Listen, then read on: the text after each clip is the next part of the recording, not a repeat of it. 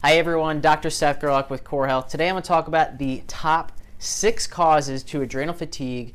So these are people that come into my office, they've got, maybe they've got low blood pressure, like when they stand up, they get kind of dizzy, they crave salt, like you crave salty chips or crackers or something like that. Maybe they crave sweets a lot, they have to have something sweet after they eat. Maybe they've got female hormone problems, heavy periods, irregular periods, painful periods. Maybe you're a man that's got low testosterone. Maybe your digestion is off. Maybe your immune system's shot and you're always picking up the cold or flu virus, or you just can't kick some of these symptoms. Brain fog is a big one. Low energy, slow starter in the morning. You need your coffee to go in the morning. And maybe you crash in the afternoon also. All of these things and more can indicate there could be some problem with the adrenals. Now, some call it adrenal fatigue, some call it something else. We'll call it adrenal fatigue today, just for the sake of this video. So, in functional medicine, we look at what's causing this in the first place, and that's what everything comes down to. We just don't want to throw a medication or even a supplement at these symptoms that come in. We want to figure out what in the body has gone wrong, what systems are out of balance, and how do we bring that back into balance. It's what it's all about. So I'm going to go through what are the top 6 things that I see cause adrenal fatigue in my office. So we'll start now. Number 1, we will start with something that's super important, and that's diet. So when people come in, they eat a highly refined carbohydrate, sugar-filled diet. What that does, it really imbalances our blood sugar. So when our blood sugar is high, we need insulin to bring it back down, get the blood sugar into our cells. When our blood sugar is low, we rely on our adrenal glands to spit out things like cortisol to help us bring that blood sugar back up into balance. So when we're eating, highly refined, poor nutrient quality, high sugar-laden diet, we're relying on our adrenals a lot more because we're stressing them out with these big, huge blood sugar swings. Another thing is making sure our inflammation is down. The foods we eat, they're either building us up or they're breaking us down. It's really as simple as that. So eating a whole foods-based diet, so good quality meats, organic vegetables, just a little bit of fruit, nuts and seeds is a great base to start to give your adrenals a break here. So number 2, the thing we look at would be toxins. So this is a very big one for people. We live in a very toxic world. Up to 100,000 chemicals have been introduced just since World War II.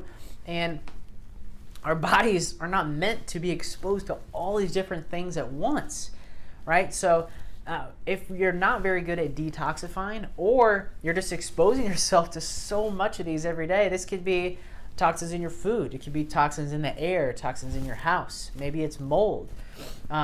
Maybe you use toxins on yourself every day when you take a shower, or your deodorant, or your toothpaste, or things like that. All those add up, and it's a total body burden. What that does, it puts a stress on the immune system, the gut, the hormones, and the adrenals also, because they have to keep us going through this time of stress. All right, so number 3, we'll talk about exercise. And exercise, there can be, you could go either way. You can have someone who's just lays on the couch all day. Obviously that's horrible for us. We know that little exercise is bad for us. But also what I see is people coming in and they exercise too much. They are hitting it way too hard. I see this a lot actually in like the CrossFit world, where people are going every day until exhaustion and they're just totally fatigued. Or people that they're like running marathons, ultra long distance, things like that. Both these things can have a big impact on our adrenal glands because we're going to rely on those to spit out hormones like norepinephrine, epinephrine while we work out to keep us going through all this. So what that does long term, it can lead to our adrenals being depleted. So when we're rebuilding people's system here, their body, it's all about individualizing an exercise plan for them that can make them heal quicker and more efficiently. All right, so number 4, let's see here. This is kind of a no-brainer. Sleep. Most Americans are sleep deprived today. Ideally, you want to shoot for about 8 hours. Most people are not getting anywhere close to that.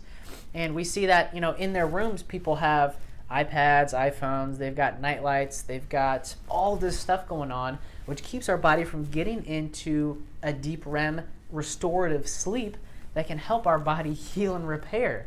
So sleep is one of the foundations of our health, and you have to make time, you have to make it a priority for it to really help you out here. So the big part of functional medicine too, it's teaching people lifestyle. So exercise, sleep, diet, all these things are essential for your health. It sounds basic, but we need these things in order to really be healthy. Number 5, stress. Now there's different kinds of stress. I know that there's chemical stress, there's physical stress, there's emotional stress. Emotional stress may be the biggest one. We're covering the other ones here. So death of a loved one, a divorce, a change in job, a rowdy kid, moving your house or moving cities. All this is super stressful on the body, and especially on the adrenal glands.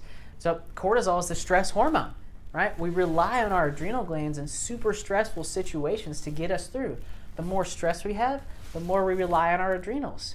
It's really as simple as that. So finding ways to help de-stress can be really powerful and beneficial for people to really heal their adrenal glands. 6, lastly, I want to talk about infections. So this can be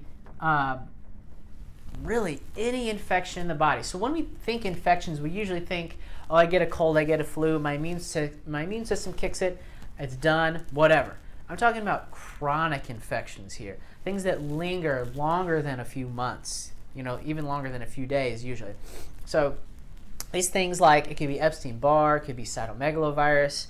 We can think of gut infections. These are very rampant. Things like parasites, H. pylori, bad pathogenic bacteria, yeast and fungus. All these things drag down the immune system and the adrenals.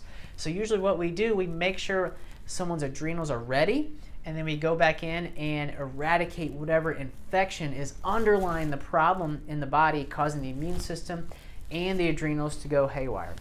So that is my top 6 causes of adrenal fatigue that I see in my office. All these are super important if we want to heal, restore, and repair our adrenals and have optimal health. I hope everyone enjoyed this video, and I hope you have a great rest of your day. Take care.